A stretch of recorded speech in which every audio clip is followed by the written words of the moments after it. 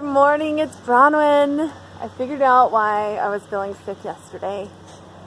Okay, in past videos I've shared, my body is very, very cooperative, and it sends me signals like really powerfully. And my habit over the last few months has been, I get up, I have like some kind of mentoring in the morning, whether it be with an individual or listening to a recorded thing, and then I go for my run and I spend an hour and I do my little video, and I then come home and I spend an hour meditating. And because of the changes in my life right now, it's been a little different to do that, and because of the amount of time I'm spending on myself now to help me overcome some junk, I've been called selfish, just too turned inward. But this is just for the start of my day, so I have a good day and get started. And I do it that long because I have decided that I'm worth it, and that's what I need, and that's what's working for me. So spending 5 minutes or 15 minutes is not cutting it during this particular brooding, crazy, intense time of my life. So it's that many hours a day that I spend on myself before I feel like I'm ready to dig in and take care of everybody else. So I've been called selfish 2 days ago. I was specifically called selfish for all of that, and self-centered, and I went, oh, it's okay for me to be self-centered right now. For those hours, I'm very self-centered because I'm very centered on helping myself get lined up. So I had to, when he said that to me, I felt like I went, oh no, he's right, somewhere back inside my mind. I thought it consciously, but okay, so that's what happened. So for 2 days, I skipped my meditation because if I did that, I'd be selfish. I didn't recognize that that's what's happening until last night, and I went, why am I sick? What's coming up for me? Oh, I didn't take care of me. I didn't do my mentoring or my meditation for 2 days, and my body reacted, and I felt sick and depressed over it because I wasn't taking care of myself. Holy cow, so important to take care of ourselves. Even just for the amount of time that we feel like is right. If it's 15 minutes for you, great. For me, it's 3 whole hours every morning. And you know what? I'm still taking care of other people during that time. It's only for that hour that I take to meditate, and I just close myself away. That I'm for sure not spending with anybody else. So, but I make breakfast and stuff while I'm listening to my mentoring, and I get my kids off to school, and that's all happening all at the same time as I feel like I'm taking care of me. I'm also taking care of other people. So I don't see this as being completely 3 hours shut away, not communicating with the world, just focusing on me. And I had to get myself there late last night, and this morning I was like, whoa, I screwed up. I forgot to take care of me. I let this idea of pleasing others so that they don't feel like I'm turn me into a depressed, sick individual for an entire day. Okay, so that's what happened. That's the message. It is super important to just go ahead, follow the inspiration, take care of ourselves, let other people think what they're going to think. They can be wrong if they want. This is not their experience. This is your inspiration and what you need to do for you. And if they choose to feel like they're going to feel about it, then that's okay. Not with defiance, which is where I used to go with it, but with love. And you know what? They can feel how they want to feel. It's totally fine. And I'm going to do the things that I feel inspired to do because that is what's right for me. And I'm going to put a plug in here. I'll actually link you to where you can find this. It is not free. It is something I get with a membership. It is super, oh, my arm hurts. I'm coming down here. I don't know what's going on in the video. So this thing that I'm going to tell you about, I have a membership to on-demand mentoring. That's what I want to call it. On-demand mentoring.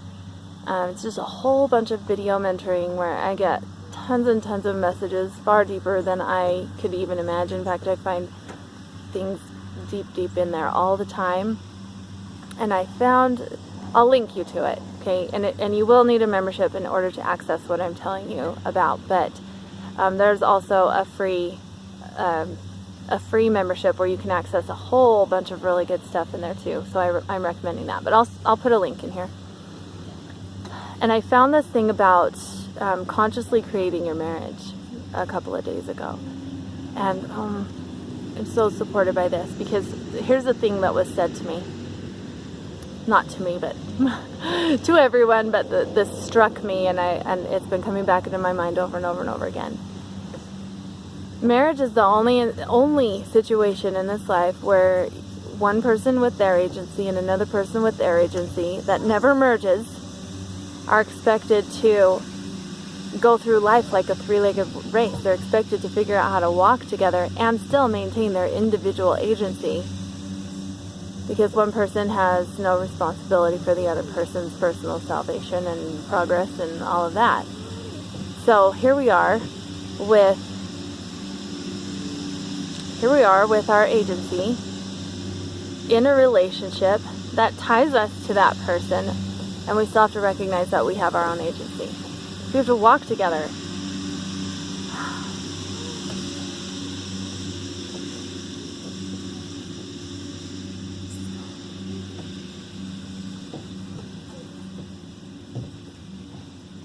And it's a thing. It's important to figure it out. And sometimes it gets tough. And sometimes it's really tough before it gets better, like that darkest before the dawn, and the storm, and the eye of the storm, and all of that awesome analogy. And I'm going to share an analogy that somebody shared with me the other day that's been really supportive for me. You have, okay, so the guy who broke the sound barrier, everybody told him he was so crazy and he couldn't do it. And he's like, well, I'm going to try. And you're going to die, you know. Well, he built his plane and he got up there and he started flying, and he was going faster and faster and faster, and his plane started shaking like crazy, and he's thinking, I'm going to die. And he said that, but he just kept pushing it because he wanted to see. It was shaking and shaking, and he thought his plane was going to fall apart around him. And then he said it felt like, this is the way the story was told to me, he said it felt like he went through this wall of jello, and then it was perfectly calm. Absolutely peaceful.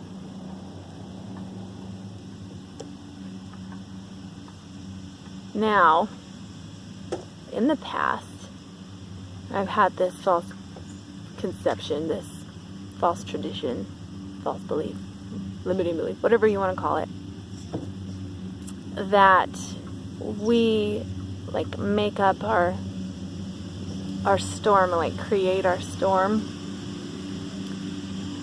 I've watched people in the past, and now I recognize that they needed to go through these circumstances. They needed to create these things.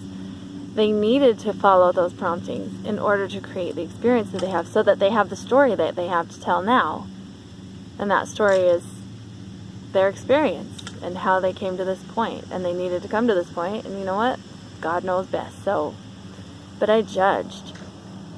I was judging. Well, sometimes we create our own storm, and that's a thing. And it's wrong, and it's going to be peaceful if we just follow the Holy Ghost, you know. And these people must not be following the Holy Ghost because they're creating all this, you know.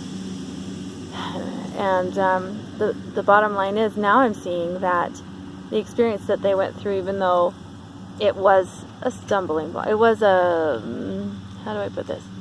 It was an experience that took them through, so it's kind of like, it took them through like an obstacle course. It took them through an experience where they could see what not to do, so that they know what not to do. And we all were watching this going, they shouldn't have been doing that in the first place. And you know what? Now I see this. Yeah, they should have been. They felt like it was the right thing for them to do and the right place for them to be, and that was exactly where they needed to be. And we need to shush up and stop judging each other. Because going through our hard thing is exactly where we need to be so we can gain experience. And, you know, look at these great leaders that bloodied their nose. Christ bloodied his nose. He went forth and did a very hard thing, and you know, he got picked on, town to town, everybody trying to kill him. He couldn't teach in town. He had to go to the wayside. He was afraid, not afraid, that his disciples were afraid for him to go back to raise Lazarus from the dead, because he was going to get stoned. They had just chased him out of town. Enoch, Noah, Joseph Smith, Emma Smith, Mary the Mother of Christ. All these people went through these tough things, and we could really easily go, well, they brought it on themselves. And you know what? We'd be so wrong to judge, because all of those things are for their experience, and all of our stuff is for ours, and we should be grateful.